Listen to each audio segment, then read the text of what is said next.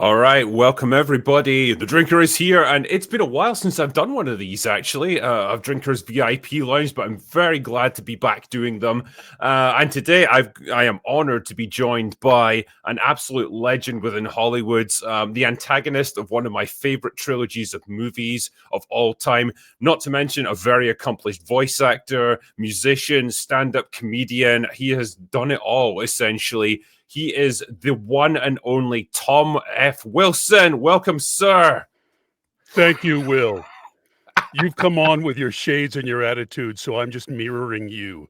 Oh, if only I could be as cool as Will. That's it. I walked right into this one. No, I appreciate the shades, man. Shades are only to hide the fear. We all know. Yeah, well, that's how these live streams are done, man. That's honestly, right. Will, it's good to be with you. Thanks for having me. No, thank you for coming on for this. Honestly, in my head right now, I've got the questions song that you did playing in repeat, saying like, right, don't ask him any of those things, okay? He's been asked that a million times. But yeah, the child in me is absolutely fanboying right now, just for the chance to speak to the guy who played Biff Tannen, one of the greatest bullies, one of the greatest antagonists, I think, in movie history. And Griff, cool. Don't forget, Will, and Griff. And Buford Mad Dog Tannen, and and on weekends when the costume truck was empty, I played Lorraine. But that's just, let's not get into that. At the weekends, you know. There's no questions about that. But it's just, hey, it's me, it's my life. But yeah, I played Biff and Griff and Buford Mad Dog Tannen in all of those movies. I think, honestly, Griff is legit my favorite of the bunch, just because he's like fully unhinged. Like he literally screams at people. I'm amazed at the, at the Griff's stock has gone up dramatically over these decades. It was 40 years ago, well, 35, whatever for Griff, but over the decades, Griff just goes up because he's just crazy. Here's Griff. I had done a production of Frankenstein, Mary Shelley's Frankenstein, in high school, and a great mentor to me, my teacher at that time, and I talked about creating the creature and what could be different about it, and it was that through the use of speech, because it wasn't quite right in his brain. We thought maybe something is truly wrong with his brain. So Griff comes up, and it's sort of, how do I approach this guy in the future? And that was it. I came up with the jerking motions of my head, my jaw, the voice, that kind of stuff. And then they put in, hey, that's great. We'll say that we almost lost him on the table, and bionic implants made him like this. It's great. It's so fun to watch him, and the fact that he bullies Biff effectively, Biff as an old man, just makes him even more awesome. It's that idea like craziness just goes from generation to generation. When you're making a movie, it's so funny because it's like it's sort of like it's a home movie. So it's like we made this video where we just showed up on the back lot at Universal and made this video. So whenever I see those scenes, all I can think of is how hard it was and how tired I was, because I'd be there very early, 4 o'clock in the morning, 4 o'clock to get the old man makeup on and then do half the scene. Yeah. Giving myself the time to answer. And then everyone else would go to lunch. I would go get all that makeup taken off, remade up as the young guy, and then do my half the scene with a little, well, it was difficult because I had an earpiece. So I was listening to the acting that I did in the morning and answering myself. But then because of the film and a lot of the technical aspects of doing myself, two of myself in the one scene, Robert Zemeckis was on a microphone just saying, move your head to the left, move your head to the left, take one step to the right, a little faster. So I had to do all of that stuff while I was acting. So it was quite a feat. My ability to multitask is non-existent. Like, I get angry if someone tries to give instructions to me while I'm on the phone to someone else. I'm like, I can't do this. Okay, I can only do one thing at a time. That's it. Exactly. Oh, me too. I can't imagine how difficult that must have been. Me too. So you just do it because they're paying you. So So you just do it, and at the end, like, wow, I don't, a lot of those scenes, I don't.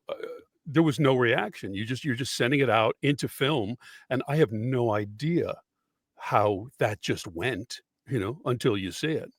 Yeah. I mean, there's so many aspects of this trilogy that I find fascinating, and one of them is the fact that you, as actors, like all of you, essentially, like whether it was Leah Thompson and Michael J. Fox, Crispin Glover, you all get to play different versions of your characters at different points in their lives, and in some cases, like for you, entirely different people. And it must be a great challenge, I suppose, as an actor, because you're not just playing one character, you're playing multiple different versions of the same character and then different people altogether. Like when in the case of Griff or Mad Dog Tannen, like these are all different people. And so I suppose it must be quite an interesting journey for you, like approaching each role differently. It was really fascinating. I mean, as a young actor, and I was very young then, when I got the role, I had just remembered the work that Dustin Hoffman did on a movie called Little Big Man, where he played himself very old and middle-aged, all the way to literally a teenager. And you're a young actor, so I thought, wow, this will be like Dustin Hoffman in Little Big Man, and I'll wear makeup, and and I went to the malls and I watched old people, how they move, how they talk, and I did all of that. But then in the sequels, yes, it's like, this is Griff. He's actually your grandson. This is Buford Mad Dog. So these are completely different people within the same family. So they had to have uh, something similar and things that were completely different. So it was just working on, what do we have control of? We have control of our voice, our physicality, the way we stand, and certainly the way I thought a lot in facially, the way our jaw is set. Griff, exciting jaw, had to get the Mad Dog, slack jaw, Yeah. just so lazy but deadly. So all of those things helped to put it together. But yeah, it was very challenging. I had color coded highlighters that I would have in all of the scripts, where one color would mean Mad Dog, one color would be Grip, one color would be young Biff or middle old. So it was quite something. Yeah. I honestly, as I might be in the minority here, right? But as a kid, I legit did not know that you played Mad Dog, right? Because he looks so different from you with the handlebar mustache and the different hair and like I guess you got dirt all smeared over you and stuff. Yeah, I thought that was an entirely different actor. I did not realize that was you. Like the that was performance was so wildly different from Biff and old Biff and Griff and all that. yeah. It was One of the great compliments. One of my friends went to see the third one, and he called me. He said, I was just waiting for you to come into the movie. I was waiting, like, when is Tom there? And then it comes up in a close up of Mad Dog, and then it hits me like a wave. Oh my gosh, that's him. That is him. He says, yeah. I didn't realize that that was you. So that was, yeah, it was very exciting to do a Western like that, especially since they weren't making Westerns in Hollywood like that anymore, with a huge town, a full saloon, the horses. I mean, I got to learn how to ride a horse from a guy named Corky Randall, who used to ride stunts with John Wayne. He taught the director John Ford how to ride a horse. All Wow. these guys who were historic Western Western actors, stuntmen, animal wranglers. It was amazing. It was amazing. It's just, yeah. I mean, it's the way this trilogy just encapsulates all these different eras. Like the charm and the sort of golly gee whiz old fashionedness of the 1950s, all the technology and the gadgets of the 80s, and I love that era in film. It's so perfect now when I look back on it. But also like the future with all the crazy technology they've got then, and then the old west. Like there's everything there, and it's each movie kind of focuses on a different character and their whatever they find special. For Marty, that's the first movie. It's very much about his relationship with his father, and traveling back to the 50s, seeing your dad as a teenager. Like, that's kind of it's a fascinating thing, I suppose.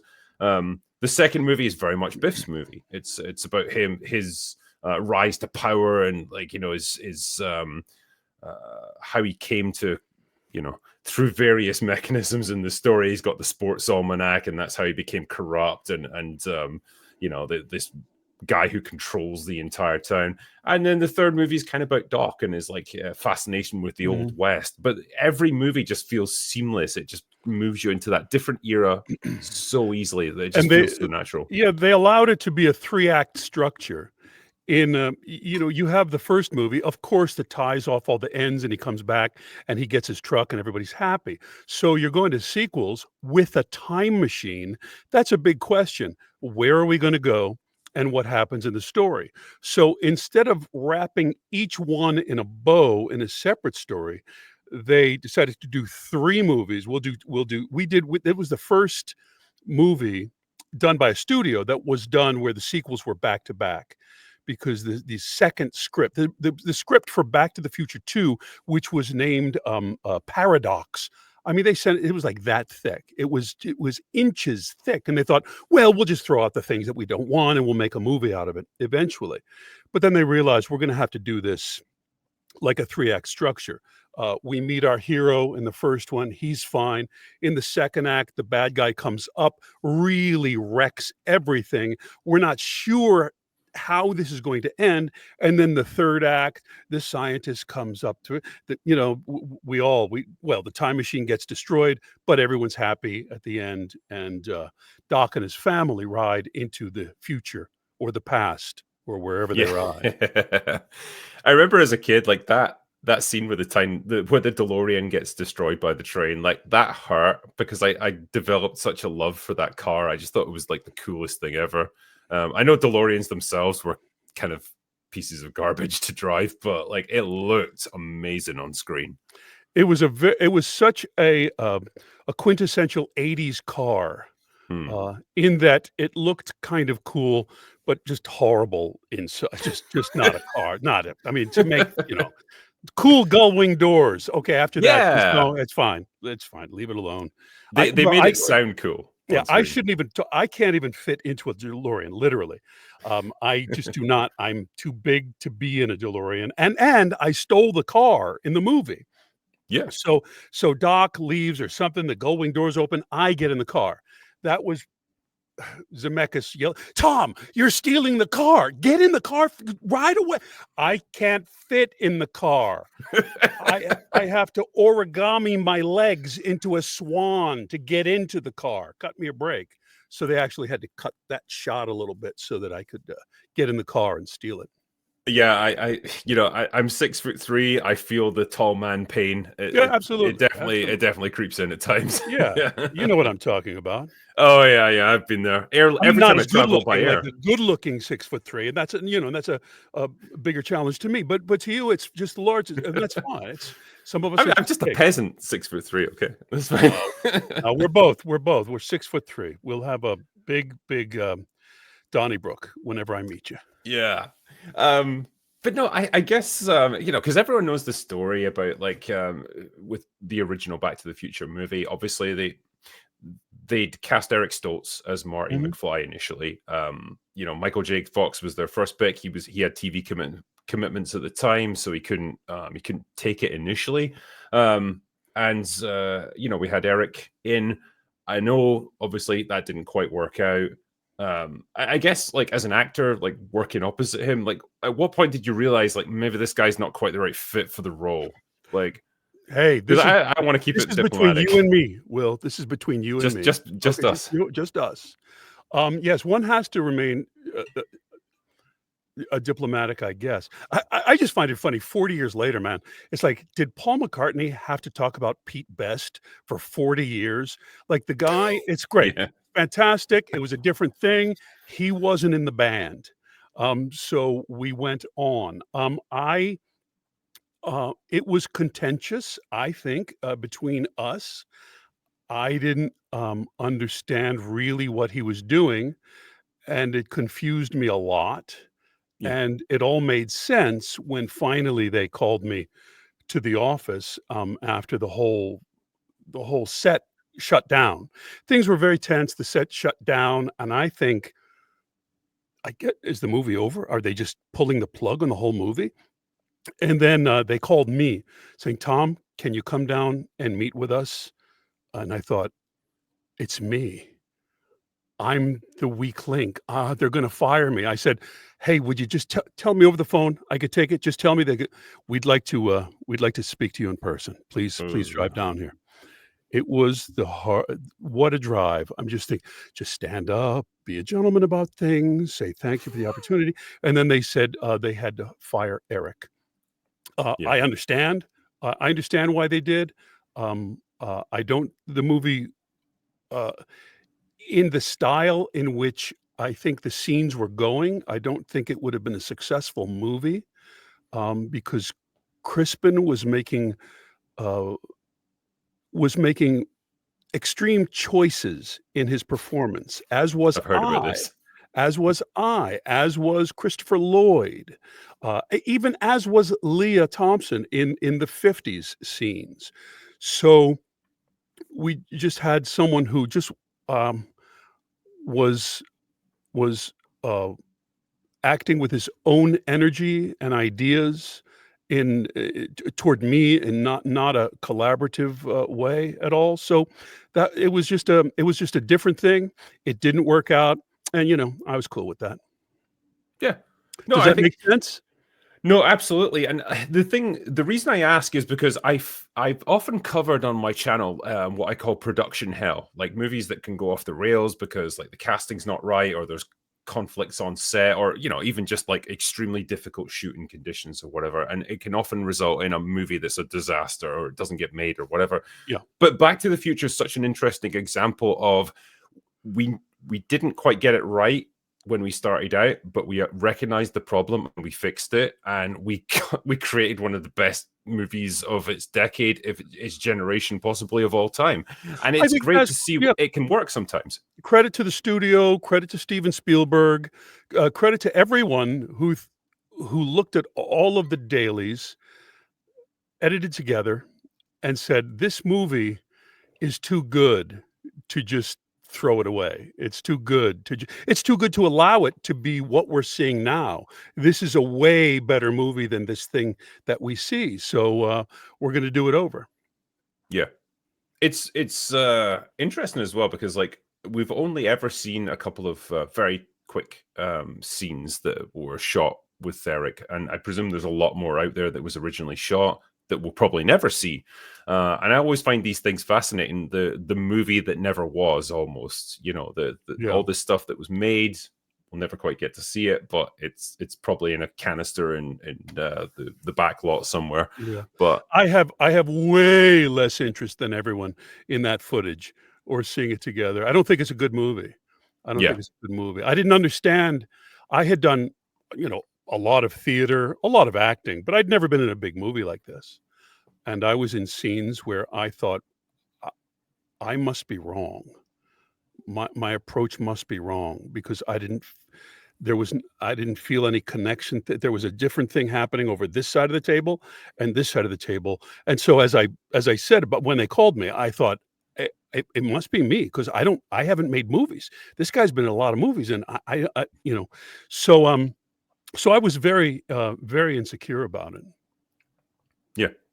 No, it's the interesting aspect of making movies that what you have, because I've been in this position myself where like I've written novels, and one of them we took the characters and we made a short film about it. And one of the things is you then see not just like someone's script for it, but you see the actors putting their own interpretation on it, and so it's been put all through all these different layers of other people and their understanding of your work.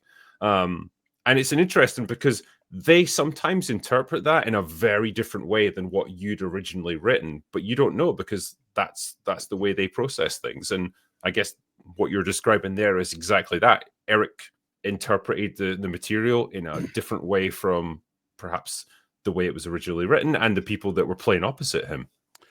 And that's the fantastic thing about art, and that's the horrible thing about art, is that it begins, subjectively, and then it goes, especially in films, in theater, and so many things, into a collaborative environment that you're just Yes. putting it out there for a director, actors, every kind of thing.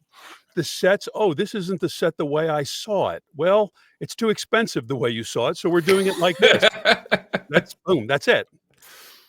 Yeah. But you got Michael. Fortunately for all of us, like he was able to come in, and as I understand it, he still had TV commitments, and he was having to like do his TV shooting, and then jump in a taxi cab, and then get over to the lot to shoot Back to the Future. He did, And he did. It suddenly turned into a mostly night shoots. yeah, From the more normal schedule of a movie to we had to shoot everything at night, for Michael's schedule on his TV show. So he worked very hard, and he slept he slept, I don't know how long, but not very much. Not He didn't sleep very much, and he worked a lot. And sometimes my close-ups in Back to the Future, because Michael had to leave or run back to his TV show, are me and the script supervisor, you know, right, okay, whatever it was, yeah, you just know, anyone you can find. McFly, what are you, the script, no, Biff, you leave him alone, whatever. So, but we got through it. I mean, he was very excited. It was funny because, I mean, he was a big TV star at the time, but when he came onto the set, um, it was like he was coming onto this big Steven Spielberg produced, Robert Zemeckis directed movie, and like we were movie actors. I'm like, I got killed in a karate movie. I haven't been in a lot of movies. I've done, theater and TV and everything. B- But the energy that he brought, and he just fit in with the rest of us with that energy, and realizing it's a madcap adventure movie about the friendship between the Doc and Marty, and Marty's learning about life with his dad. I mean, Crispin was just Crispin was unbelievable in the movie. Unbelievable. I mean, yeah, I've definitely heard that he was quite interesting to work with, but that's that's I know I that's beside- there's a lot of that, Will, and I was standing there. I mean, dude, and almost every one of the scenes, I was the other guy, and I was standing right there. And I think they're wrong. I think it's exaggerated. I think it's become a stereotype, making Crispin seem difficult, and really hard to work with. And I disagree with that. Crispin is a character, absolutely, absolutely. Uh, but I think that all of those relationships everywhere could have gone much better with just a different tack. Mhm. Because there's always, hey, Will, the kind of unusual kid in school, and he likes the black overcoat, and he Yeah. likes talking about German expressionism. But we're in high school, and we don't know a lot about German expression. But we talk a little Bauhaus. We talk about that stuff. I don't- I always got along with those guys. I think because I didn't expect them to become me. Yeah. They're cool. If you're into that, you wanna dress whatever you want, that's okay.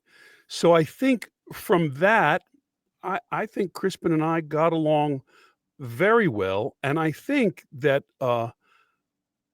everybody who's, it's easy to caricaturize Crispin, like it's easy to caricaturize Christopher Lloyd, huh? You just, "Oh, Marty," that thing, and Crispin, "Well, you just," but if you look at the performances, it's just absolute genius, and it made the scenes that everyone still remembers to this day, and you will wanna talk about, Well, absolutely. I mean, like it's gotten to the point where I couldn't imagine now anyone except Michael playing Marty McFly. I couldn't Right. imagine anyone except Christopher Lloyd playing Doc Brown, and I couldn't see anyone but Crispin Glover playing, Right. George. because But they owned the role so perfectly. of course. And you know, But if you if look that, at Crispin, look at Crispin's physicality. yeah, Look at his approach to it. Look at his we were auditioning. The first audition, Crispin and I were paired up at the first audition where they had guys together. You audition alone a little while for this person and that person, and then they say, "Well, we'll bring a couple guys in." And Bob, you read with Rick, and Tom. This is Crispin. Tom and Crispin read together. We go outside the casting office out on the street on Pico Boulevard, and I have my little pages. You got my homework finished, McFly? And Crispin turns into a human question mark.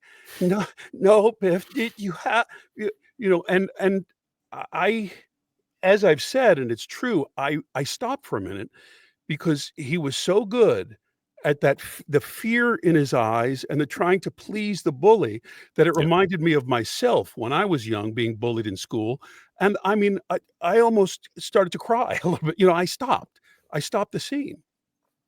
And then, of course, we did it again, and I had to adjust my approach to him. But of course, I thought it would be so unbelievable if I got this, or if I could be one of Biff's gang members, which is what I thought. I thought they'd probably go, one of those young guys, then Judge Reinhold as Biff, one of those, Judd Nelson as Biff, but Mm. maybe I could be one of Biff's gang members. But I did think, if they don't cast this guy, Crispin, they're out of their minds, man, because it was unbelievable. No, I think he captured that bullied mentality so well, because there's a great scene that always stuck with me. And it's just a little thing that he did where it's when Marty meets him for the first time in like the 50s diner, right? And Biff comes in and with his gang, and he's giving George a hard time, and then he turns his attention to Marty and starts making fun of him, and George kind of laughs along with them, like almost like Bingo, Will. he's trying to Bingo. be one of them.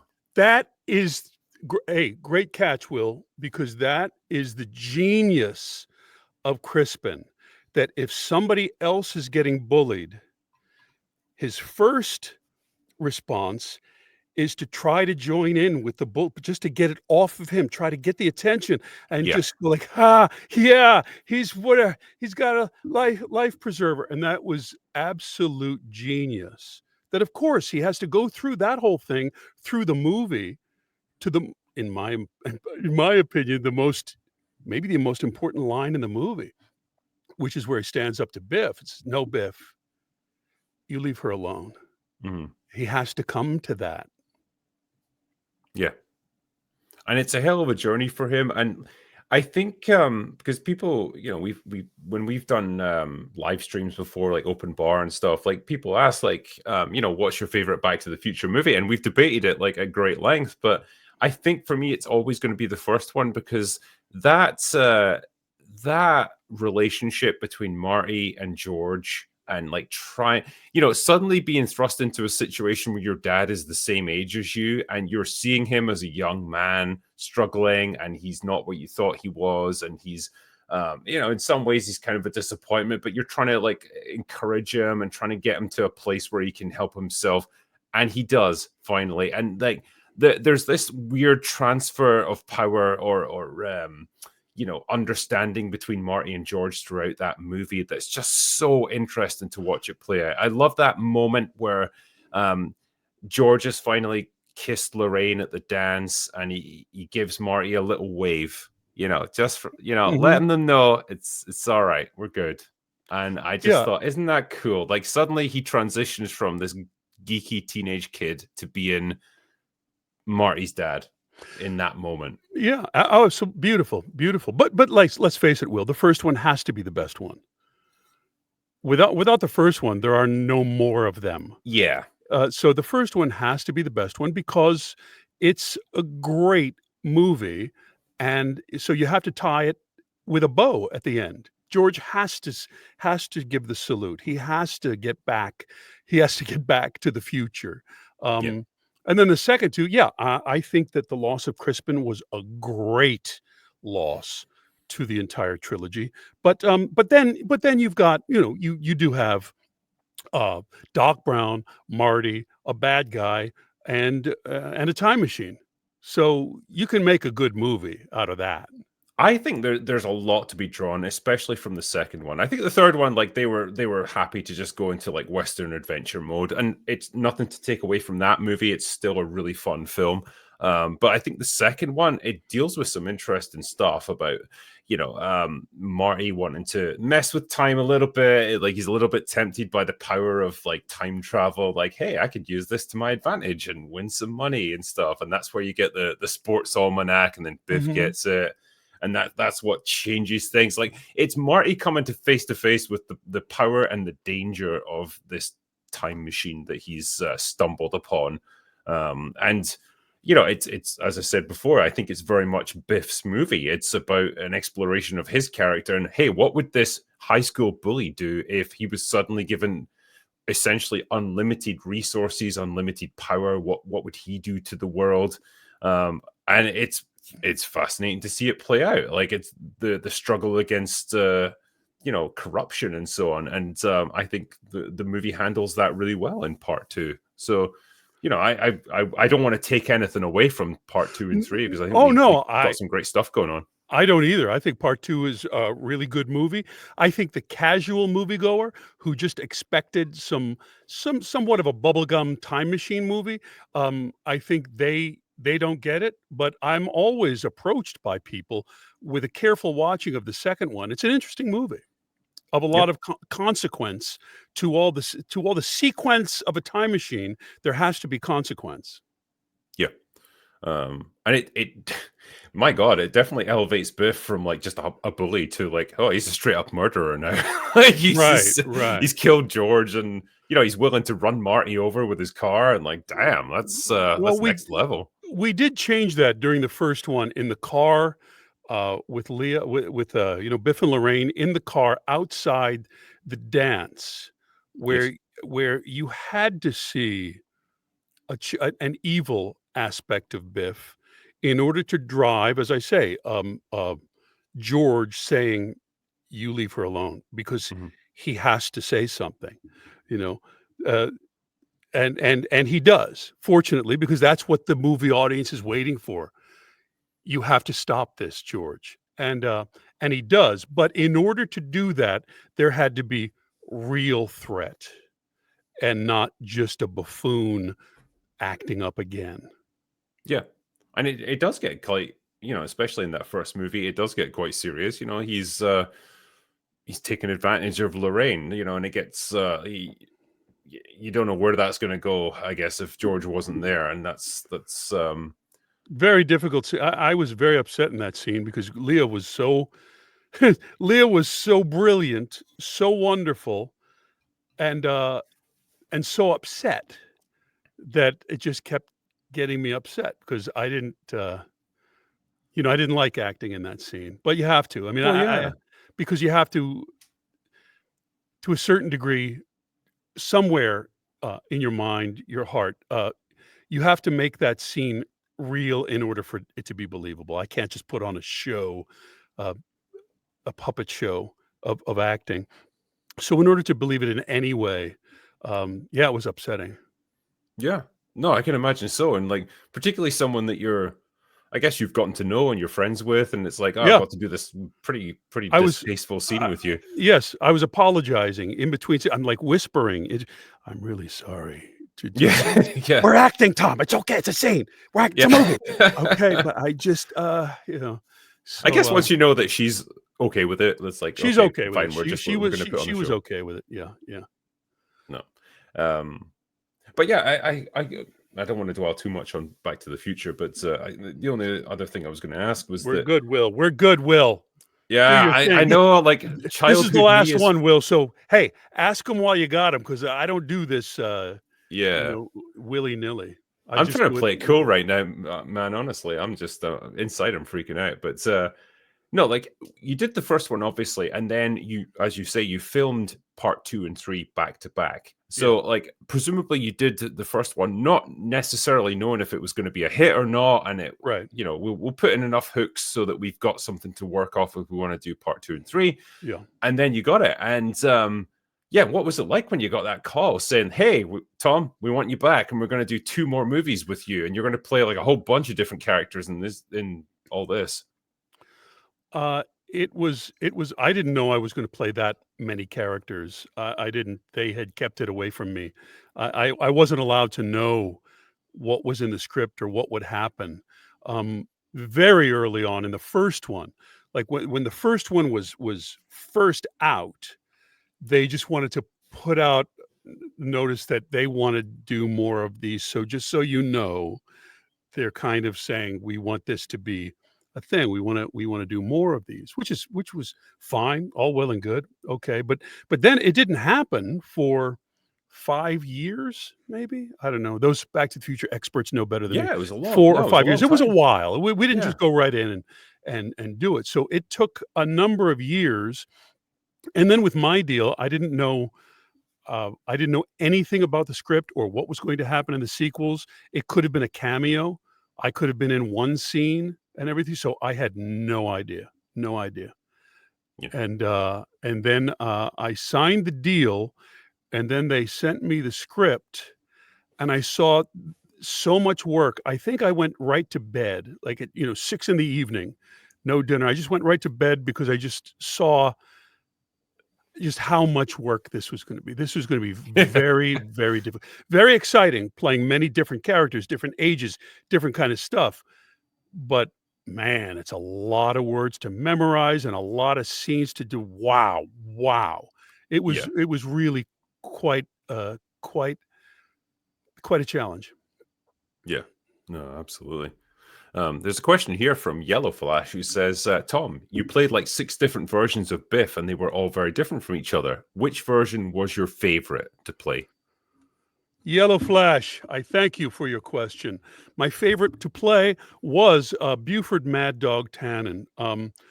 First of all, in the acting of Mad Dog, by the time we got there, Robert Zemeckis was sort of like, "You know how to do this. You've done it well with all these guys. Go for it, man. Go for it." So, I got to do that. As I told you, Will, um, I'm from Philadelphia. The most aggressive jostling I've ever had is riding a subway, not a horse.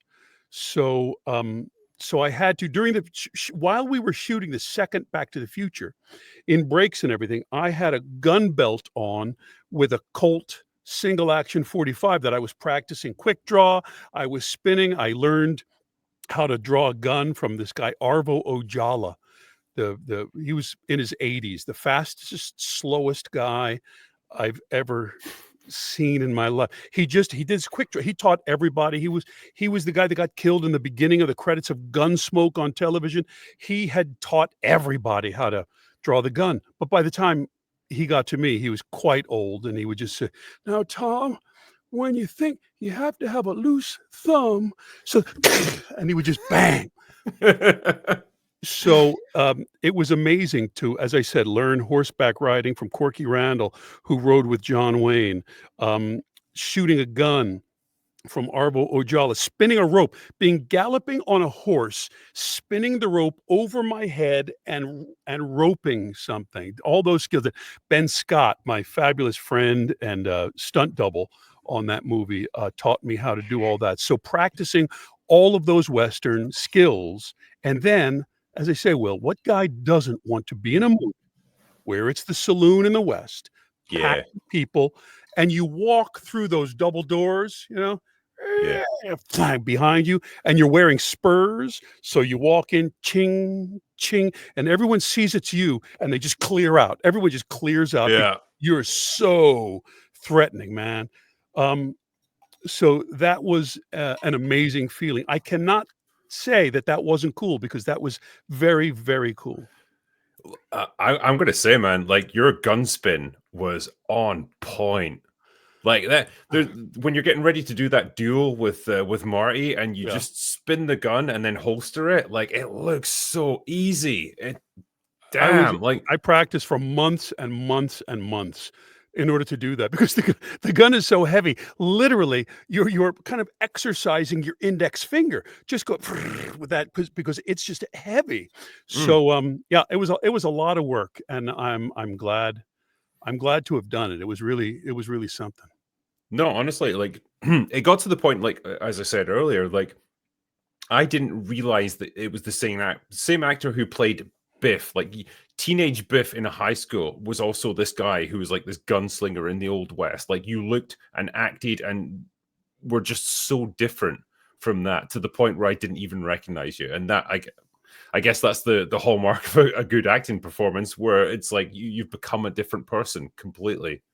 Yeah, And it was a big challenge at the end of the movie, um, to do to make decisions that I had hoped would be original, convincing, threatening enough.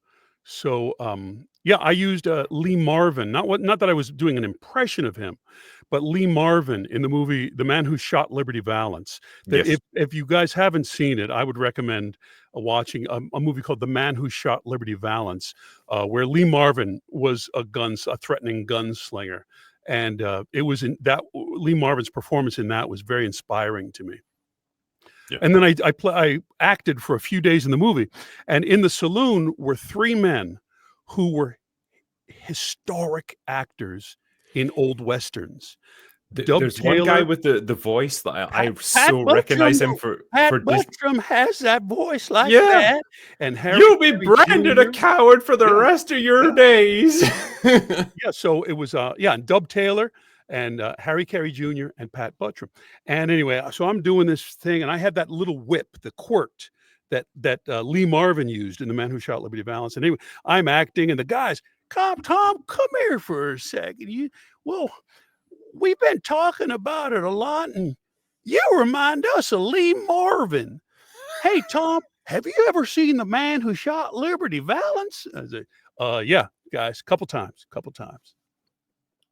That's so cool, man. Like, because people from that generation, obviously, they're not with us anymore, and like that's just it's fascinating to have been in that same, that same saloon, that same set with these guys. I Like, can't I it's the so cool. those kinds of experiences that I've had in Hollywood, working with a guy like Ben Johnson, who, wonderful friend of mine, but he was in, he was in Wagon Master with John Wayne. He was a cowboy who rode.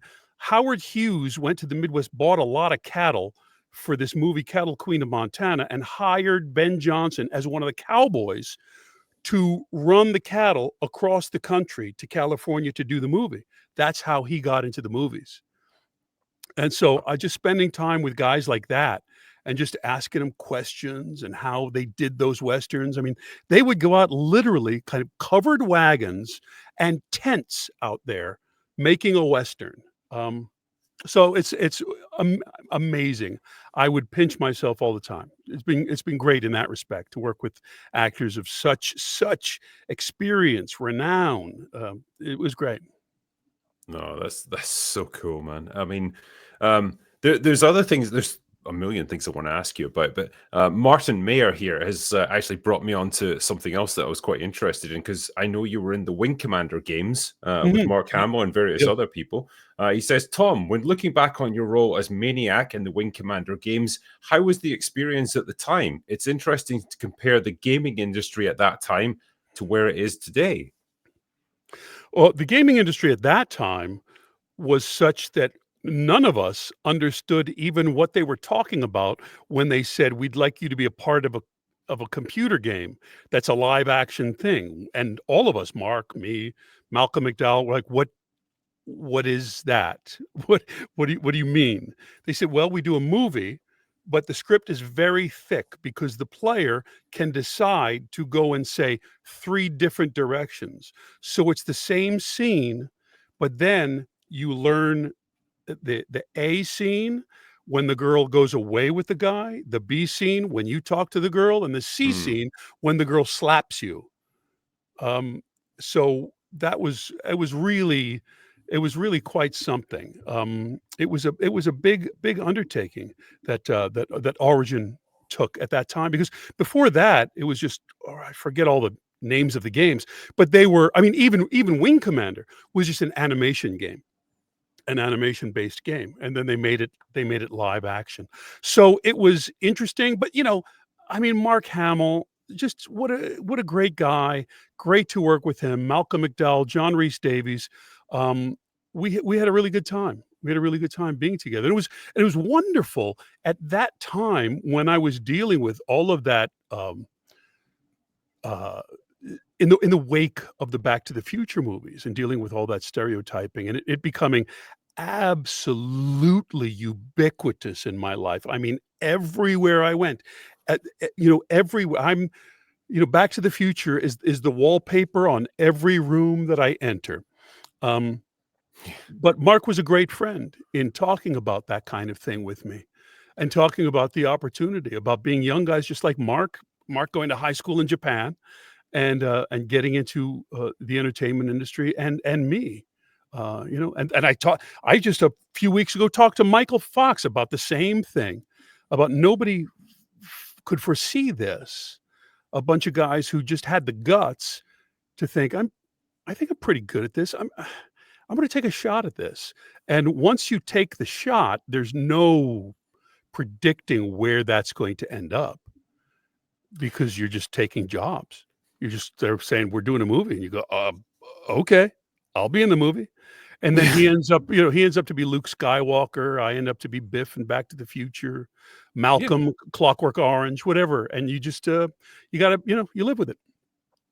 No, for sure. And I think, particularly from the video game angle, like stuff like that was really rare back then. Nowadays, like video games, they do cast like professional actors to do the motion capture and the performances, the voice recordings, that sort of thing. But Oh, it was new. in the It was new. It was unheard of. yeah, in the mid 90s, that would be rare. And like they were essentially filming a movie that was then wrapped around this video game framework. And that was like pretty groundbreaking for back then. That Yes, was it certainly impressive was. stuff. Mhm. Yeah. But no, I know that's like, in addition to like video games, that sort of thing. But you've done a lot of voiceover work in your I career. have. Particularly in the 90s and the 2000s. Like you Yeah, did a lot of like SpongeBob SquarePants, a lot of yeah. animated stuff, I'm still Batman the doing animated series. SpongeBob. SpongeBob has been great. I still do SpongeBob. I'm a regular on, the SpongeBob spinoff, The Patrick Star Show, so I'm still doing that. I'm a bad guy. I'm a Sandman on the Spider-Man show, so I've done that for a very long time, voiceover. And I Yeah. think, especially with the Nickelodeon stuff, but I mean, Cartoon Network stuff, animation has been as close to the early part of my career that I can imagine when it felt sort of free and being funny and being improvisational and just kind of swinging for the fences to get something funny. Um, I, and I think the most creative stuff right now happening is in animation. Yeah. I mean, I guess like as an actor, like how do you approach that as just doing voiceover versus being there doing the physical performance? Because you've got to then convey your performance, I guess, through a different medium. You can't do it through your facial expressions, your body language, that sort of thing. Like, is it a challenge for you? Or did it come naturally, or was it It okay? came pretty naturally because I tell you, my approach, there is no difference whatsoever in my approach. Maybe, maybe, like Neil Simon said, people talk to him and asked him, "What's the difference between playing drama and comedy?" And he said, "Play them exactly the same, but play the comedy a bit more seriously." Yeah. So you have to up the stakes in comedy. And I realize that all of the energy that I'm doing is going right into this microphone, but I don't change anything about my physicality, about anything else. My expressions in a lot of shows anymore, they have the camera going. When I was in the studio, doing a lot of Disney shows, a lot of even SpongeBob's, they will have a little webcam on your music stand. And so the animators are looking at your face, not to match your resemblance, but to see where your eyes are going, to see how your face looks when you're acting like that. So there's everyone who approaches me, I want to get into voice acting. Listen to this. I have a funny voice that I do, and I have to tell them that honestly, it has very little to do with that. A voice acting is acting. And of course, as you're acting these characters, they have to have heart. They have to be believable to people within their universe, whether it's a crazy SpongeBob universe or whatever. They have to be believable within that universe, and it's your job to make that happen. But just funny voices, and I talk like this. Yes, have I gotten plenty of jobs in animation because I'm a big guy and do all that? SpongeBob, whatever. Welcome to the salty spittoon. How tough are you? All that stuff. So yeah, that's helped. But it's way less to do with the actual sound you're making and mostly to do with the character you're playing. Yeah. I suppose the other question I was going to ask is, one thing I deal with a lot in my channel, and like we see a lot in nowadays with cinema, is remakes. Like Hollywood is quite keen on remaking old properties, old franchises from the 80s, the 90s. We see it a great deal these days. Back to the Future has somehow avoided it. I think Robert Zemeckis said, "Not while I'm alive," which is nice. I guess what's your take on it? Like, how do you feel about like remaking older franchises versus just coming up with new ideas?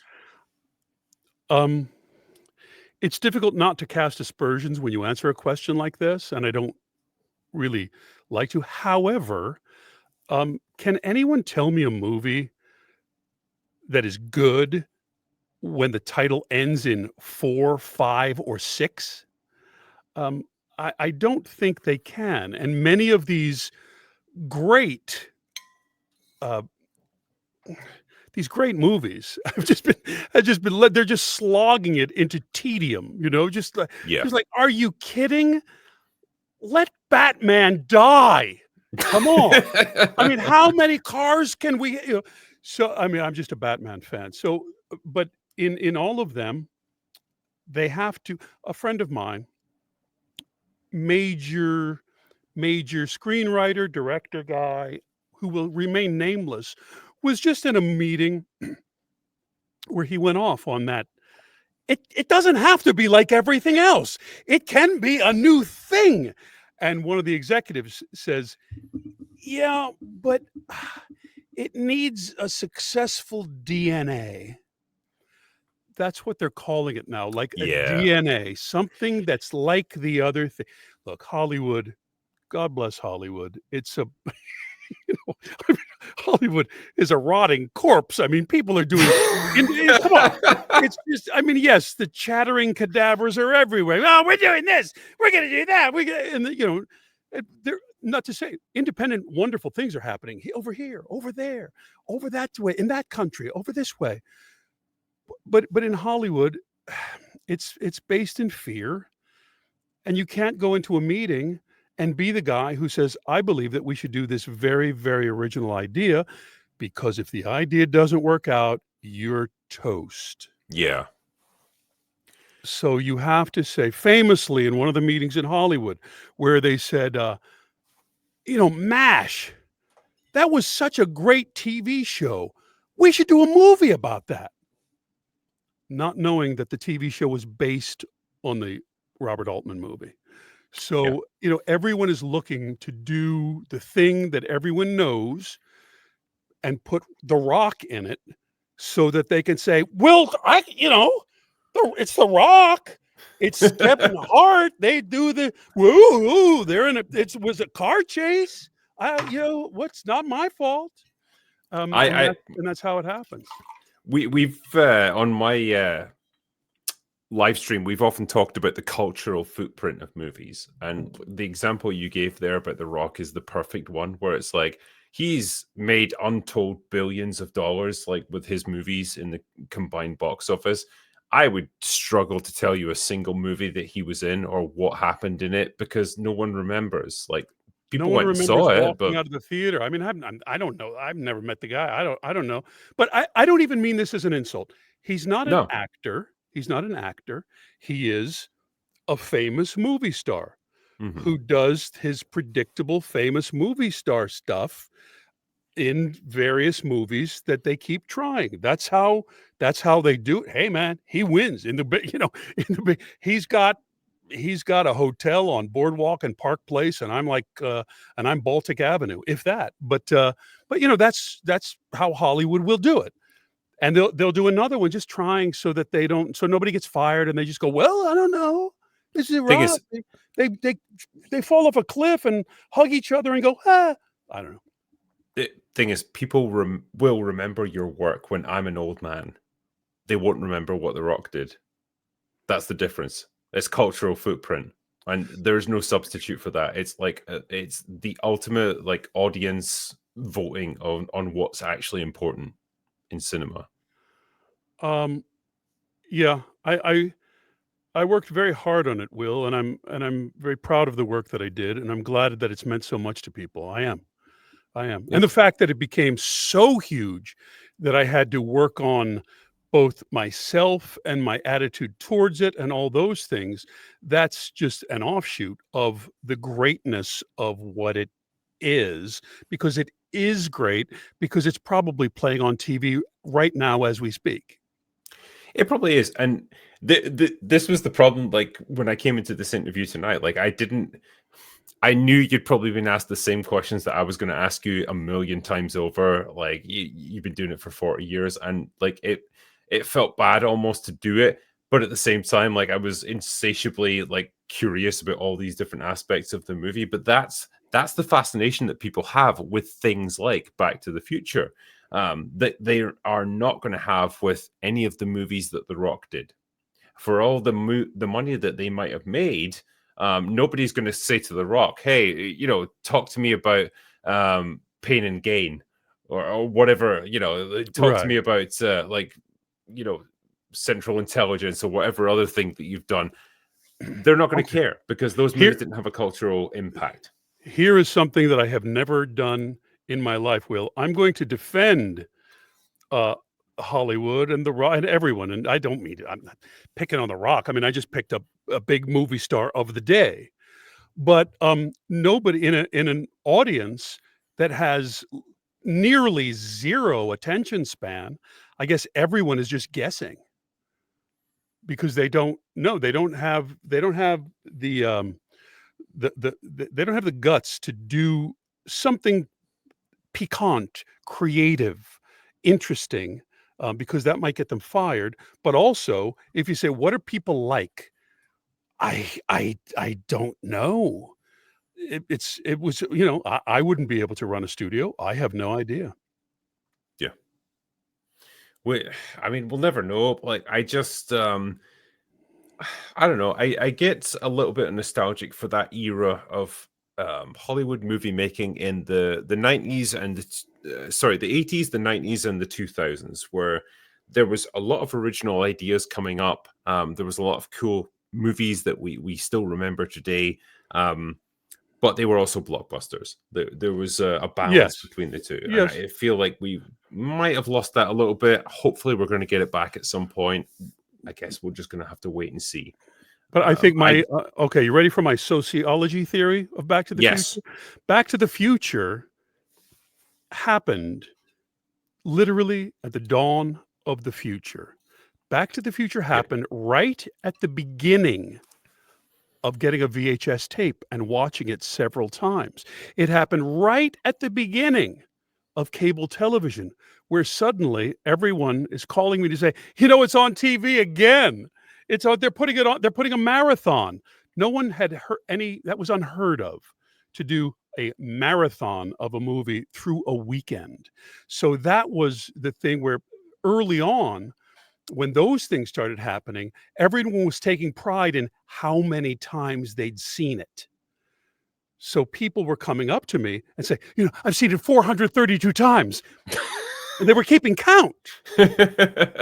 So that was the beginning of all of that, of the ability to be completely swamped, taken over by a movie and watch it all the time, which is why some people will put it on a DVD to go to sleep to, not because it's boring, but because it reminds them of laying there on the sofa with mom and dad on a Friday night on cable television and it coming on and falling asleep after dinner. It means a lot to people because it's a great movie, but it means something that dad brought home the VHS so that everyone could watch it together. That when you were sick from school and you put on your television and there was an old friend, Back to the Future, to watch. That you went, the DVD came out, or the VHS, you brought it to a friend's house when that was, and you all knew all the lines. You knew all the lines and all the stuff, and you're repeating them to each other, and you're laughing, and you're having a wonderful time. So really, Back to the Future holds a great place in people's hearts. I think for those reasons, more than the great movie that it is. I think so, and it's the same with things like Home Alone, for example. Like, it's so associated with a certain time of year, and you get the family together, you watch it because it's Christmas Eve, and Home Alone is just like a movie you watch. Same with Die Hard, actually.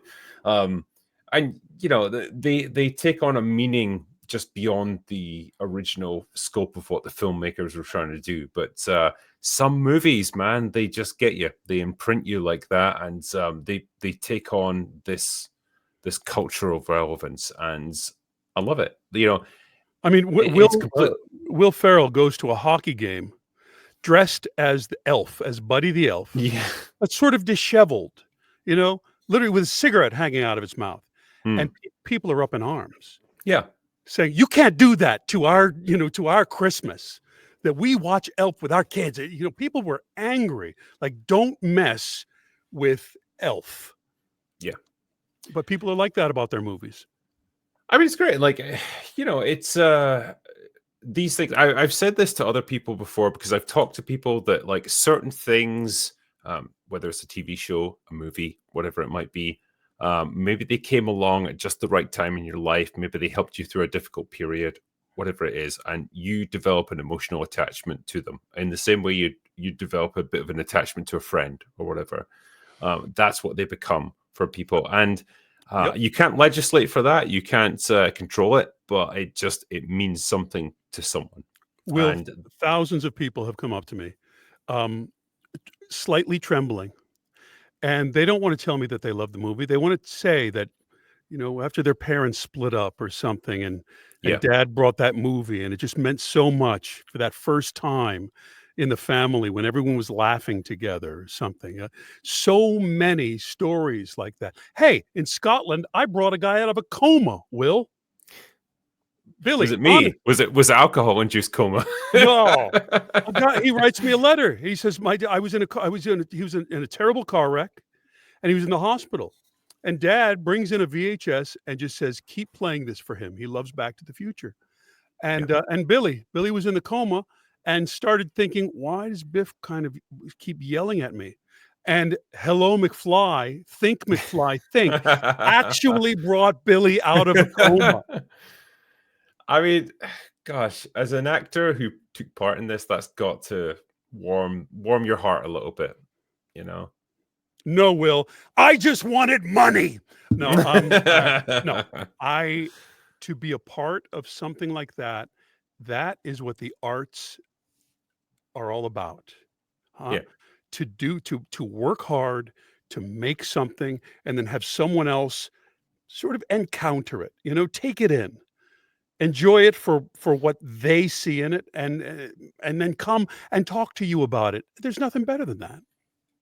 I agree 100%. And I've been lucky enough to meet people at conventions and stuff, like, who are fans of my YouTube channel, and they take things from it that maybe even I didn't anticipate, but like that matters to them and it becomes significant to them. And if that helped them in some way, if that makes them feel better or just give them some entertainment or lighten their day or whatever, hey man, I've done my job and like I feel good about that. And like that's the Absolutely. great thing. Hey man, the days need lightning, huh? Yes. So the days need lightning, and somebody's got to do it. You know, I there's a lot of doom scrolling going on, so we got to get in Yeah. there and just be lighthearted, and there's always light in this world, and the stories that we really love are celebrating the light in people's hearts. Absolutely. If you've got a little bit of time, Sure. people have asked you questions here, and All I would right. like to bring a few of them up so we can Yellow try and Flash, you know, really exhausted me, but I guess I'll go on. Okay. we'll try our best. Okay, so Whatever first you one like. here is from Yeah. Dark Hour. I know him. It says, question for Mr. Wilson. In Heat, did they ever find the captain's balls? I'd assume because of how small they are stated to be, the case is still open. All right, Dark Hour. Giving me attitude. Yeah, they found him. It was very funny. It was an improvised scene with Melissa McCarthy and Sandy Bullock. Very funny ladies. We were improvising a lot. It was a lot of fun to make that movie. Paul Feig was the director, and I knew Paul from stand up, but Paul was a director and producer of Freaks and Geeks, a Yes. show that I was in. I love that show. But Melissa, we had this idea that Melissa would you got to throw the Tic Tacs at me, hit me in the head. And we were doing these takes, the close up of me when she throws the Tic Tacs. And she was afraid. She was throwing them lightly. And it was the biggest argument we got into. Melissa, you have to hit me in the head hard with the Tic Tac. It won't be funny. A lobbed Tic Tac box is not going to be funny. You have to hit me. So come on, right there. And, you know, and so she whipped it into my face. And that made the joke. But yeah, that was a completely improvised thing. That was the first time I think Paul has such an digital filmmaking has changed improvisation on sets so remarkably that Paul would be running, and it's digital, so they don't really have to yell cut. It's cheaper because you know film is very expensive when you're running film, so they have to cut, and then we go back and we do it again. No, Paul was watching, and we'd come up with something in improvisation, and he would run onto the set and say, that was funny thing. When you did that thing about the Tic Tacs and everything, and your balls, okay, do that again, and do that again, and just try, okay, start from the beginning. And he'd run off, and then we just do the same thing. Do the same thing, a little improvised. But Melissa, I mean, man, she's funny. I mean, when you're improvising on set, like, because I guess sometimes, like, you know, you're going to do it. Other times, like, someone might spring it on you all of a sudden. How do you react to it? Like, if someone decides, like, I'm just going to do improv right now, I'm going to take the scene in a whole different direction. Like, as an actor playing off them, how do you deal with that? Well, the first rule of improv is agree, meaning no one can throw you off your game. Right. So whatever they say, if they say, but we're going to have a difficulty being on Mars, suddenly you're on Mars. You can't just go, we're not on Mars. What are you talking about? We're in this movie. Yeah. So, but within that, you're all searching for stuff that's going to be especially funny. You're searching for stuff that's going to be funny. And there's just no guarantee, which is both incredibly scary and very, very exciting. It's the most exciting stuff I've done as a performer is in stand-up, when I would go on stage sometimes and say, I'm not going to do any of my material. I'm just going to walk on stage and start talking and just improvise a set or something. Well, it can fail miserably, or it can go better than you ever imagined. And that excitement is something that that you get used to, man. You want that feeling. Yeah. It's a big movie, The Heat, big set, 100 people working on it, expensive cameras, and yeah, just go out and improvise on it. But it's Yeah. yeah, Sure. Yeah. but it should be funny. So make it funny, guys. you couldn't imagine a higher tightrope to walk. That's a high wire, but I love it. Got to admit. Wow. I mean, the pressure that be on you must be like extreme, and so I struggle to like come up with anything in a situation like that. I would just be like frozen, I think. Yeah, Um, but you have to be self-deprecating. Also, you have to go for it and just yeah, admit when it sucked. You just have to go. You have to go for the joke, and often it will truly be a humiliating failure. That has to be okay. and you have to just feel comfortable, like saying, like, okay, that failed. Okay, let's start again. Let's, Exactly. Start again. yeah, Start again. What yeah. what you find out is nobody dies. You know, nobody comes in and shoots you or nothing bad happens other than that take didn't go as well as you would have liked. Let's do it again. No, that's fair. That's fair. And as long as you've got a forgiving director, then I think Right. it's all going to But be good. but Melissa, Sandra, myself, everyone cast in that. I mean, Paul knows that we know what we're doing around improv. We're not going to be thrown, throwing us into some deep water that we've never been in before. We've done it on stage a million times. Mm. That's why in acting training, improv training, there's a lot you can learn, but really I think most of it is learning. Like I said, you got to throw it out there, and at the end, if it's terrible, nobody dies. You just go, "Wow, that was terrible. I thought that would have been much better. Sorry about that. Let's do it again." No, that's fair. That's fair. Next question is from Stephen Bowl, who says, Mr. Wilson, I love your voice acting work as much as your real life work. My favorite character that you play was the detective Matt Bluestone from the Gargoyle animated show. Matt Bluestone. Wow, that's going back. Gargoyles was a great show. Sort of a dark and mysterious about gargoyles on the office buildings who come to life at night and fight crime. Of course, I was Matt Bluestone, a grizzled police officer who tries to help the gargoyles. But like the, like in everything, it's amazing that Gargoyles, a show that nearly no one has heard of, actually has a very active fan base that's really into gargoyles, which is wonderful. Thank you, It's Stephen. I appreciate it. that's what I love about the internet. Like, there will always be a fan base for absolutely everything. And And like, the internet built that. That didn't even exist before that. yeah. You couldn't, you couldn't have that. The internet's revolutionized fandom in that you can go out there and say, "Hey, has anyone seen that show Gargoyles?" And go, "Hey, I love Gargoyles," and just build a whole community. It's awesome. I love to see it. Northern English Bastard says, Huh? Dear Mr. Wilson, while you may be more known for playing Biff, you also get overlooked as Tony Zuko in Batman the Animated Series. Big fan of your work and hope that you're doing well. Wow, a lot of animation people. Thank you. Yeah, Tony Zuko was Dick Grayson's father in that Batman, and Tony Zuko, a criminal. I I I take great pride in my fighting superheroes because I've fought Superman both in live action and animation. I've fought Batman a number of times. I've fought Spider-Man a million times. I've fought SpongeBob SquarePants a lot of times. So yeah, I've had fun being beaten to a pulp by superheroes of every stripe. Let me ask you a question, actually. What is your favorite live action Batman? Like, in terms of the actors that have played him? My favorite live action Batman, well, for me, at my age, is Adam West, um, Really? of 1966 series.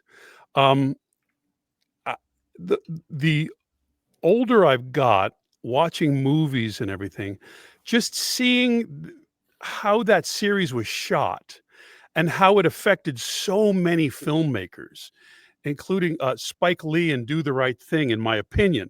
I know low. I mean, but I love that Batman because I was a kid. I had the Batman little sweatshirt with that 1966 Batman logo on it. Yeah. Um, and I loved it. And late in his life, I got to meet Adam West and we became friends and it was unbelievable. Unbelievable. But I think that the early ones, I think everyone was surprised when Michael Keaton was cast in Batman. I mean, people were Yeah. up in arms when Michael Keaton was cast as Batman, and I think he did a great job. I don't think the actors largely have been bad at Batman, but I think, sort of their hands are tied as you keep flogging this dead horse of, well, we'll make Batman more threatening this time. Now he's out of control. Can we get Superman to go save Batman and all that? But they've done it a lot Yeah. with a lot of Batmen. And so I think they should give it a rest for a while. And I say it as a Batman fan. I have a big Bob Kane seriograph of Batman and Robin in a spotlight in my office here.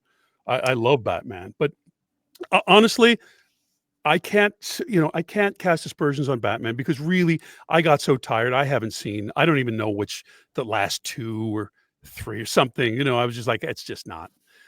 Not finding fault with them. It's not for me. It's not my thing. It's not movies that I like to watch. It's just, it's not, doesn't do anything for me. I think everyone's getting a little bit tired of superhero movies because like we've had them for the past 20 years and it's getting a bit overplayed now. But Right. I've often said like probably Ben Affleck is my favorite Batman in the worst Batman movies. Because and this happens sometimes. You get a great actor who absolutely kills it, but like, man, the movie fucking sucks. Yeah. It's just so many actors have been deeply affected by how the movie is, and then Yeah. you just get run over by the 18-wheeler of the movie sucking. Yeah, and I try to do this when I do my reviews and say like sometimes like an actor is great and they do the best they can, but the material's crap. And like I want to make that distinction. It's like I'm criticizing the movie, not necessarily the actor in it, because sometimes they're not the Who's the same. guy who famously went off in a suit, and it was a YouTube thing. Was it Christian Bale who did Bat? Is that him? Yes.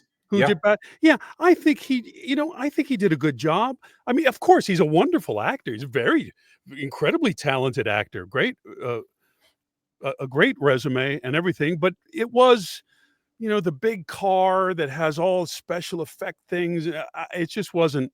By that point, I wasn't going for the big car chase with a Batmobile anymore. Yeah. I don't blame you at all for that.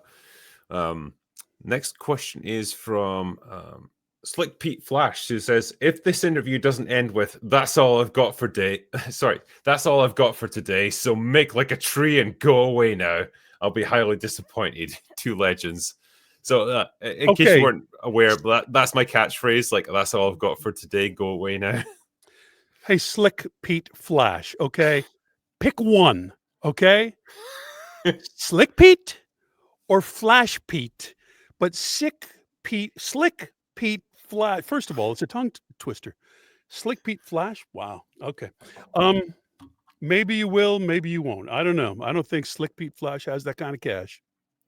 We'll see. We'll see what else you donate. donate. At the end, I mean, hey, Slick Pete, why don't you make like a tree and get out of here? Yes. Slick Pete Flash. That felt, sir, you just made that guy's day. I'm Big Tom Boredom. Okay, Slick Pete Flash. Cannon Falderall says, the Hollywood Drinker is back. Glad to see the return of the VIP lounge. Great guests, always entertaining and usually educational to boot. Cheers. Thank you, man. And yeah, we try our best. Like, this is honestly one of the best parts of what I get to do. Just getting a chance to talk to actors who do this stuff and get the insight into how it's all put together. Because ultimately, we're all interested in storytelling. We're all interested in creating entertainment for people. And I love that. I love getting to talk to people from both sides of the aisle for that. A great part of it is talking to people and trying to impart that we get it. We get it. We get that you love it. We love that you love it. Michael Fox, he actually loves the fans and loves that you get it and you love it. And Leah, Chris Lloyd, when we get together, I call them Beatles reunions. We don't do many of them, but we do get together sometimes, and I'm Ringo down at the end of the sofa, but we get together for these Beatles reunions and have a great time.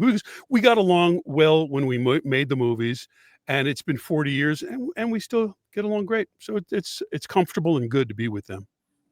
I mean, given that it is the 40th anniversary, is there any big things planned? Anything you can talk about? I don't honestly, I don't know. Usually the studio does stuff like that. I'm not a part of that stuff. I think we're going to Dallas at one of the what's it called? Fan Expo, I think in Yes. Dallas Yes. in May. I think that's the next one I think I'm going to. Uh, I think I'm going to I don't the guy who doesn't know his own schedule. I think I'm going to Pittsburgh for a con in The the in the cons are great fun though, aren't they? April. They're fun. I'm I'm quite an introvert, so it's a lot of energy that I try to expend, uh, talking to people and giving them something back. So it's tiring because I'm trying to let everybody have a really good time, but Yeah. it's always good to meet people and and to say hi to people who love the movies. No, absolutely. I'm kind of the same at cons where it's like, at a certain point, you just need a break. It's like, okay, I've met a lot of people. I just need to like take 10 minutes and Yeah, just I get go chill affected out. sort of I call it like butthead kryptonite, where people are just kinda like, "Hey, hey, butthead, hey, hey, Yeah, hey, yeah. punch my nephew," and you're just like, "Okay, hi, everybody," but you're 12, I could use you at, like, 7, maybe 7, 6, Yeah. The 6.5. the thing is, I've got the ultimate like get out of jail free clause. I can just use this to make it all There you go, like easier. there you go. Yeah. But anyway, next one is from Arm514 says, love Thomas in Back to the Future and Wing Commander. So Thank there you, you go. ARM Yeah. 514. I'm looking forward to hearing from ARM 515 or 516 when the arms actually began getting stronger. Yeah. Oh. Go Ghost in the Craig says, congrats, drinker. Thank you very much. It's a pleasure to be doing this. And Casey Boyd says, what is your favorite movie / set that you've worked on in your career? Casey, my, my favorite it was a very, very difficult shoot. It was in Georgia, it was raining, and the weather was terrible, but I was in a movie called Andersonville, directed by John Frankenheimer. John directed, he directed The Birdman of Alcatraz, 7 it's like, 7 Days in May, The Train. Will, have you seen The Train with Burt Lancaster? Oh No, my god. I've seen the Birdman of Alcatraz, and I Yeah. know Frankenheimer was brought in to do the Island of Dr. Moreau Well, after the yes, original. he's known for that now, but John did a lot. John was the first one in the movie Grand Prix to put an actual Panavision camera on the side wheel of a race car, of a Le Mans race car, and actually Ah, film. So all of those things that you see in car commercials or in movies where that wheel from, yes. Bullet with Steve McQueen, that came from John Frankenheimer, and they told him it was impossible. So John, directed Andersonville. Anyway, it was about a Civil War prison camp run in the Confederacy in Georgia during the Civil War. Anyway, my dad was quite a history buff, and my great great grandfather fought in the Union Army from Pennsylvania here in the States, fought in the Union Army, and was captured at the Battle of the Wilderness in Virginia and taken by train to the Andersonville prison. So my great great grandfather actually spent his 21st birthday in the Andersonville prison camp, and I got to play a prisoner there at the Andersonville prison camp, got to go to the center there to look up my great great grandfather, copy things from my dad. It meant so much to my dad late in dad's life, where he could talk to friends and other family members, and do you know our great grandfather, and all that about the Civil War. So it was such an intertwining of acting and movies and my family and my dad that probably is the one that meant the most to me. That is I mean, that is a pretty personal thing, and that's pretty incredible that you got to share that. Yeah, it was really amazing. It was really amazing. No, that's awesome. But that's what yeah, hey, if it means a lot to your dad and and dad and toward the end of dad's life, hey, that's the one that really rang the bell for me. No, I totally get you there. One of my unfortunate regrets in life, my dad didn't get to see me do what I do now, and get to have a bit of fun, like meeting with people like yourself. And what was I dad's wish name, Will? his name was Bill. Bill. And Yeah. Bill's looking down right now, Will. Well, You know what hopefully. Bill's saying? You know what Bill's saying? Take off the sunglasses. What's the matter with you? Oh, I'm a critical drinker, are we? Hey. Oh, God bless Bill. God bless Bill and all the dads. No, I mean, I think it's as a son, like you always you hope you're going to make your dad proud, I suppose, and Absolutely, hopefully absolutely. in some ways that we do. But But are you a fine, upstanding young man? I do my best. Then You know, dad's proud of you. Then Bill's proud. Come on. That's what they want. like They want us to do well. They want us to do well. But they yeah, I want think you to be so. a good, strong man, and that's good. I will say the next one. Rigside Rips says Tom played one of the best movie villains ever. I I couldn't Rinkside Rips. Okay. I couldn't agree more, Rinky. I couldn't agree more. Biff is a great villain. He's just a complete asshole to everyone that he deals with, and I've got to respect that. Like he commits to that. Yeah, I was for a while there in the 80s, 90s, even the 2000s. Now a lot of the Marvel movies and everything. So I've been thrown out of the top 5, but for a long time there, I was beating Darth Vader as the best villain of all time in movies. Yeah, I had a quite a run there. rightly so. Everyone loves a good bully. I think that makes for a great villain.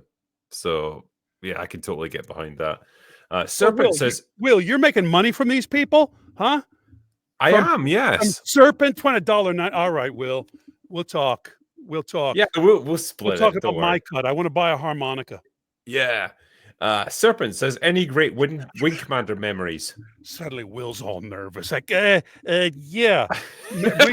Don't ask me questions about the financials, Yeah, okay? okay, no problem, Will. No, you run it your way. Hey, we're not gonna look into that. I got Elon Musk for that.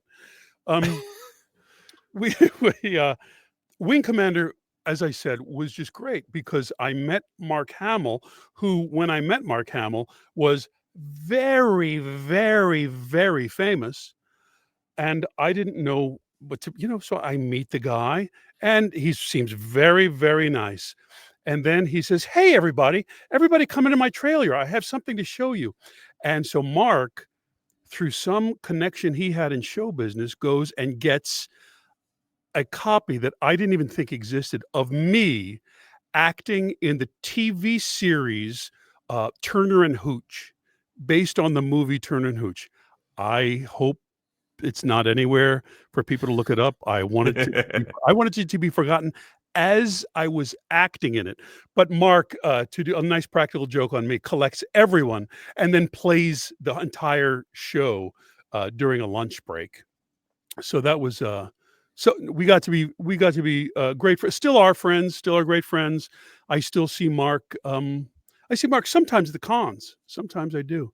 Yeah. So, but Mark at a con, wow, that's that's crazy. I imagine he's quite busy. He's quite busy. Yeah. Yeah. The next one I've got here is what is it? Silent Evo says, "Saw the original April Fool's Day a few years ago. Imagine my surprise to see who pops up in the movie. I enjoyed it with Thomas F. Wilson. You're a legend." I thank you, Eagle. And I'm behind you 100%. Silent, quiet, loud, any kind of sound you want to make, Eagle, you make it. Yeah, that was what was the Let's Get Harry. Let's Get Harry. Yeah, Robert Duvall, Gary Busey. It was memorable. It was a memorable time I with imagine with anytime you're working with Gary Busey, it's going to be pretty memorable. it was quite something. We went down there, and my wife was with me, going down to my we had just gotten married. We go down to Mexico, and Gary's there, and I hadn't met Gary. Caroline certainly didn't know Gary. So we meet Gary. We go over to Gary's trailer just to say hello. Hi, nice to meet you. And I tell him, oh, Caroline just loves the Buddy Holly story. She just, oh my gosh. And I said, I know you were nominated for an Oscar. You should have won the Oscar. He said, thank you very much. He pulls us both into the trailer. He's got a guitar. He pulls it out and just starts, all my love, all of my kissing. You don't know what you've been missing. Oh boy. He's doing Buddy Holly with me and my new wife just sitting there in our chairs going, what? Great. That's fantastic. Oh, that'll be the day. So somebody knocks on the door and says, Tom, we need you in wardrobe. You have to do some stuff. I go, okay. He goes, wait. Oh, stay here, Caroline. Anyway, I go to wardrobe. It's like an hour later, and I'm walking around like, where's my wife? Whatever. She's still in there. She comes out saying, he sang every Buddy Holly song that has ever been written. Just to my wife sitting there going, oh, that's fantastic. That does sound like Gary Busey. It was wild. It was wild. It was that was a crazy movie. Stuart Rosenberg directed it, and Stuart was a very historic director who directed Cool Hand Luke and lots of great movies. Look up Stuart Rosenberg, great director.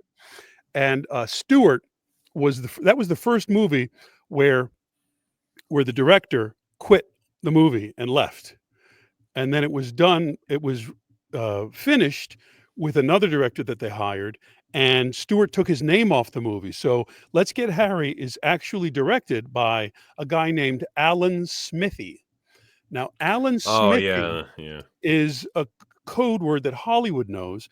Alan Smithy is the name they use when they don't have a name when the director has walked off the picture. Yeah. So I have that distinction. There aren't a lot of Alan Smithy directed actors, but I'm one of them.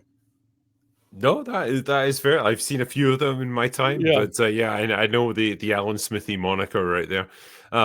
The next one is from Coco Beans. Says, of course, your most iconic roles are Back to the Future, but one of my favorite shows is Zack Stone is going to be famous. What was it like working with Bo Burnham?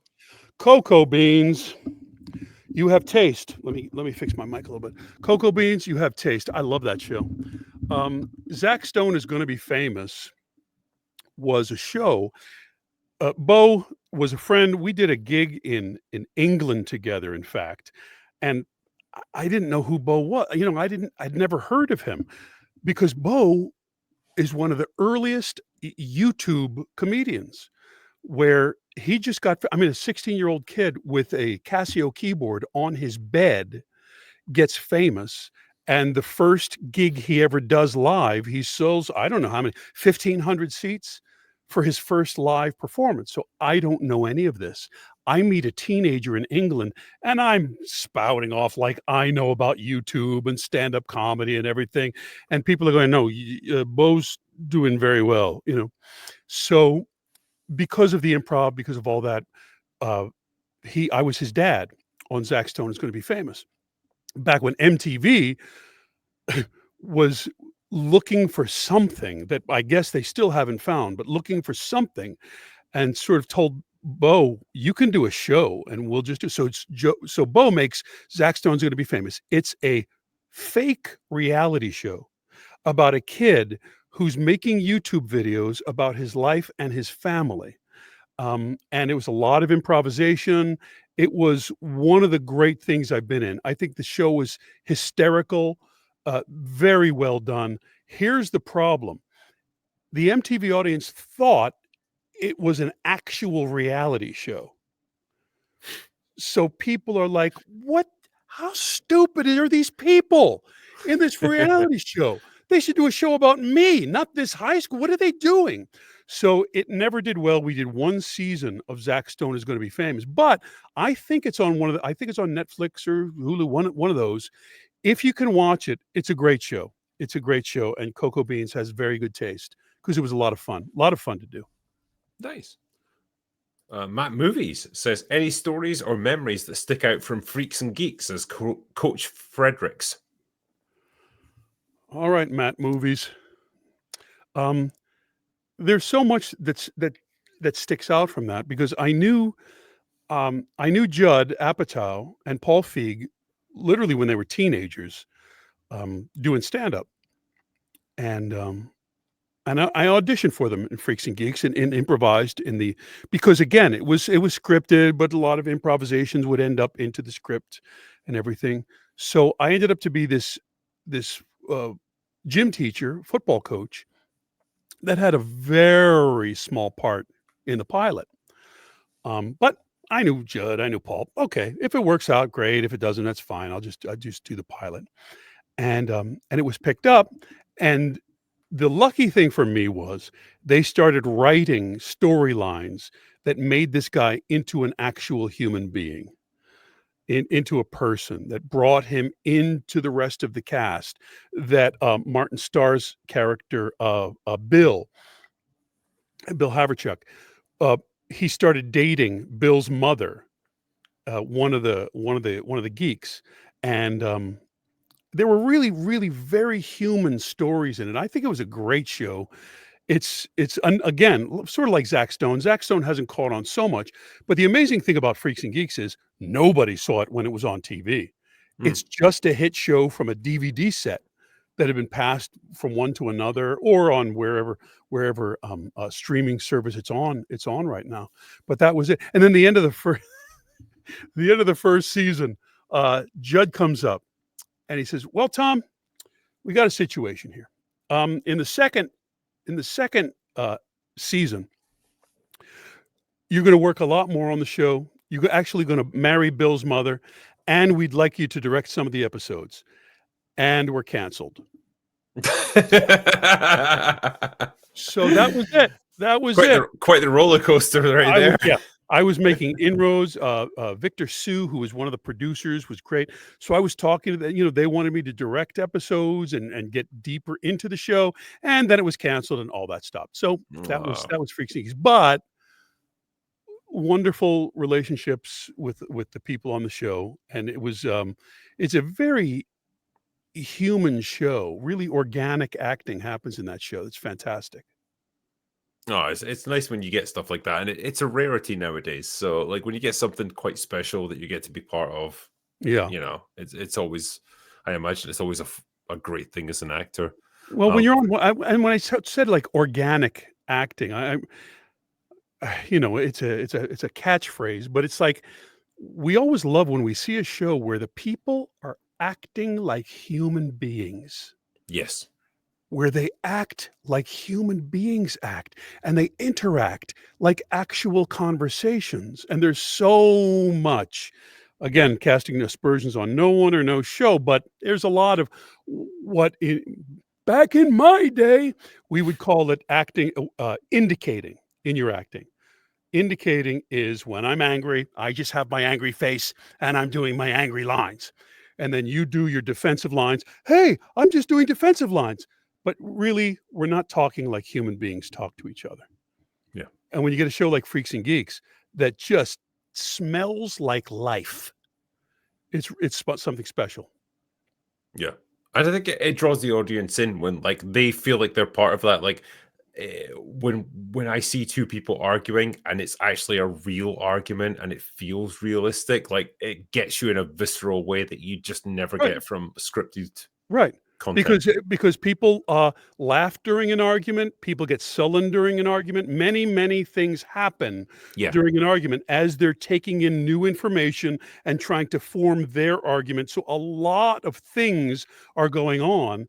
And if you have the chance to rehearse that or to present that to the director or producer, that's the way to really make it live. Often, I'm not even faulting producers. There's not enough time. They don't have the money to do 3 takes on this. You just have to, they want you to do, I mean, honestly, I tell my kids not to look at most of my work, most of it. I'll point out a few things. Please watch this. I'd like you to see that and that. Other than that, just don't look at anything, because I was just a working man. I was a journeyman actor who wanted to pay bills for 4 children, Yeah. who wanted to keep the roof over our head and stay on the health plan. So I'm on some stupid cop show playing a grizzled police captain saying stupid things, and then the director just goes, "Hey, when you say that, like, walk faster and just go like, hey Jim, so you end up doing it because you want to keep the job to make the money. But at the end of it, people are like, what have you done recently? Nothing. There's nothing to look at. No, nothing. Yeah. I don't care. Don't even watch it. Doesn't matter to me." I mean, in the best case scenario, I suppose you hope that you're going to see scripts and you're going to see parts that you think, God, I want to play that. Like, that just really gets me. But a lot of the time, it is, as you say, you're just going to take a journeyman role. Like, it's just going to pay the bills. It's not You know, something you care that much about, but it's if like you'll you've do your got best. yeah, if you've got the money and the wherewithal, or dad's rich, whatever it is. I mean, the arts in my, I've been in the arts now a long time. And really there are two, there are the guys who can talk about taking a role or turning down a role or what I want to do. That guy, somehow his bills are being paid. Yeah. Somehow he's taken care of. On my side over here, my family didn't have money. My dad was sick, so I just got into it. And just like, you have a job? Yeah. People say, why did you take Back to the Future? I go, I took Back to the Future because I wanted a job Yeah. that paid money to pay rent and stuff, So that's it. You end up taking stuff and just for money. I mean, I tell my kids, I approached it just like a dad having a job. My job happened to be an unusual one that people sort of think of as important, but it's not important. It's just, it's just doing work and getting paid for it. Yeah.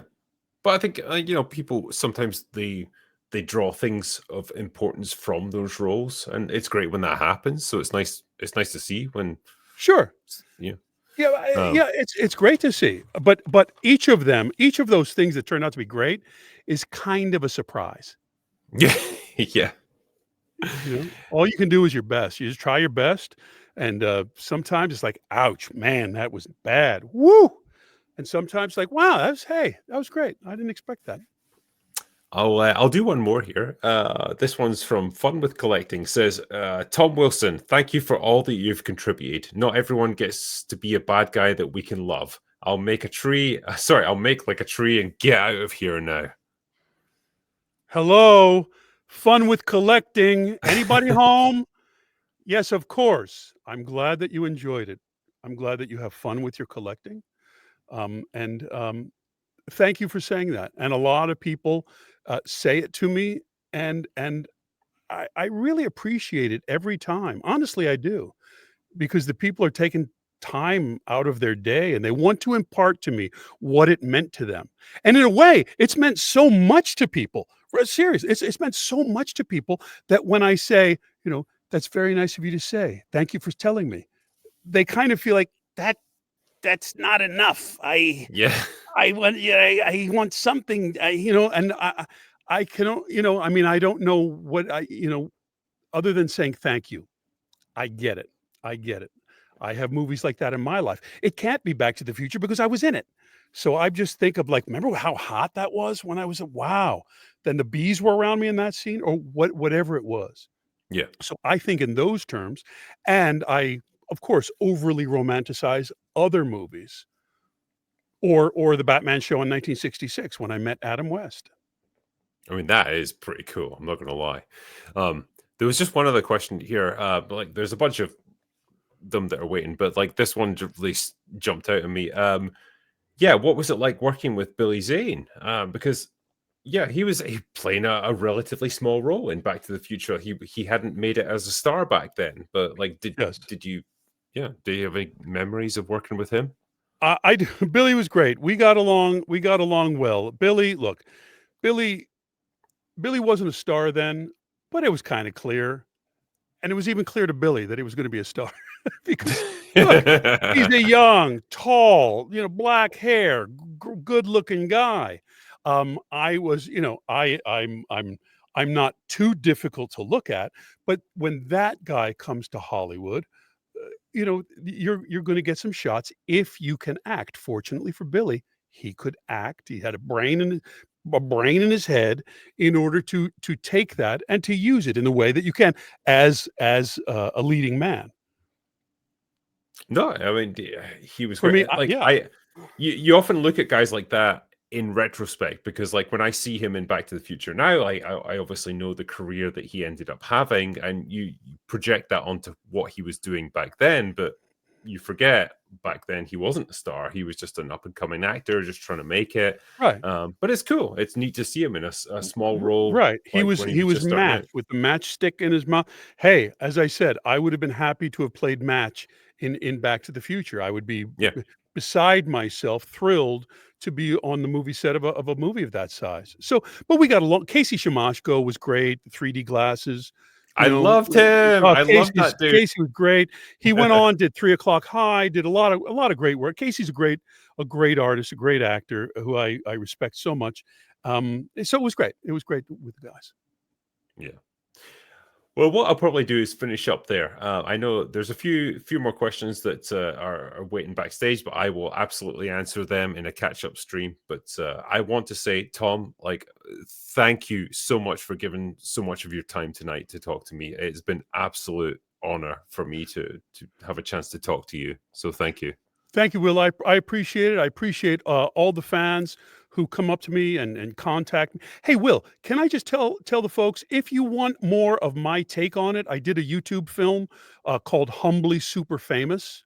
That's something that I made in order to answer the fans that I couldn't speak with one after another for those questions. So I just made a documentary based on my experiences specifically in Back to the Future, and I called it Humbly Super Famous. And that it didn't, it's not huge something, but a lot of people appreciated watching that and seeing the take that I had on the great part and the challenges of being that guy from that thing. Is that on your channel? Have you got that? It's on my YouTube channel. Yeah. Yeah. Humbly Super Famous. Yeah. Tom Wilson USA is Insta, YouTube, whatever, all that stuff. So for everyone who's watching this, I've put the link to Tom's channel in the description. So if you're not following him, please give him a follow already, and you will find that documentary right there. But yeah, thank you everyone who's joined us tonight for this. Thank you for all the people who were generous enough to send super chats. The ones that we didn't get through tonight, I will answer them in a catch-up stream. Thank you to my mods as well for keeping the chat taking over. And thank you most of all to Tom for being an absolutely fantastic guest, man. I honestly, I can't say thank you enough for coming in, for doing this. Thanks for that, Will. Thank you for having me.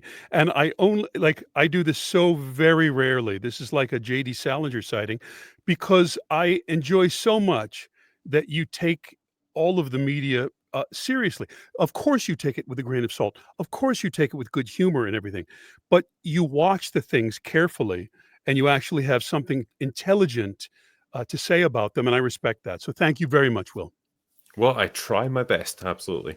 Unlike Slick Pete Flash. But, well, for everyone that's joined us tonight, thank you. But that is all we've got for today. So go away now.